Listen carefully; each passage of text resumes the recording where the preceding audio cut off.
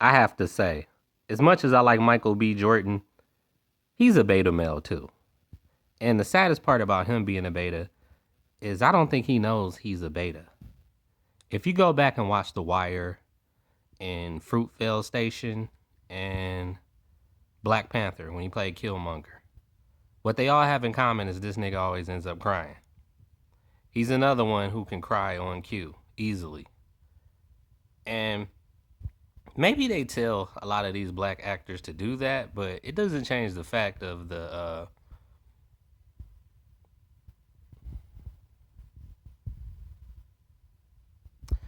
I lost my train of thought. The image that you're putting out there to the people that look up to you, pretty much. So think about that interview with the chick who he went to school with when he was like, "I'm the corny guy," and she was like, "Oh no, no, I didn't say that." He's like, "Yeah, you did. Yeah, you did." So at the end of the day, it's other people who connect the beta male shit to the corny shit, which being corny and being a beta male is like same difference. It's almost the same shit. So it made sense to me that she tried to double back when we know she said that shit. But it's like he does give off corny vibes in his movies and shit. That's why I say I don't think he knows that. Like, how can you not know that?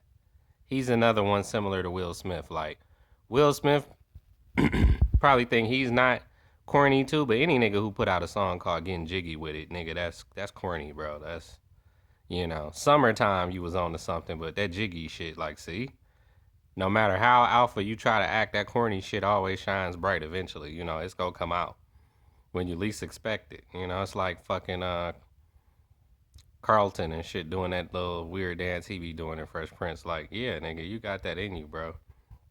But Michael B. Jordan, like I was saying, I think of all the movies I've seen him in, he always ends up crying. Even as Killmonger, he's supposed to be the fucking villain of that movie, y'all. And watch people say, "Well, his dad died, and he went through this, and he grew up in the ghetto." Yeah, he was written as a sympathetic character, but still, if you go be the new Black Panther and you was king temporarily, bro, you can't be on that shit. He like burn all that shit down.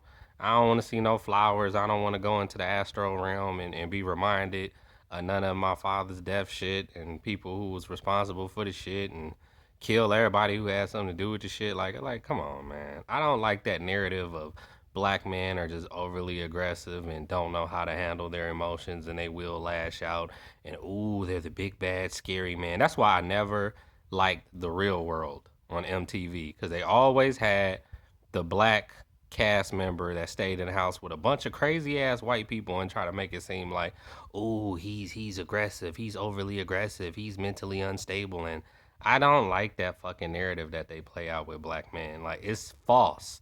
If you know black men in real life, that is not how it goes, man. And don't who wouldn't go crazy in a house full of white people that's always drunk and always confused and crazy and starting debates of theoretical shit you don't want to talk about. And there's just all kind of reasons where that could make somebody snap. Like white people are so fluffy and fake and just and that's some but all too. Some but not all. So don't come at me because I got white friends myself. It's just most of them, for the most part, are overly energetic, overly happy. Just black people actually go through real life struggles and shit, and white people pretty much have a smooth ride for the most part. You don't understand what it's like growing up in the inner city, and dealing with what we have to deal with, and always having doors slammed in your face, and just always being stereotyped.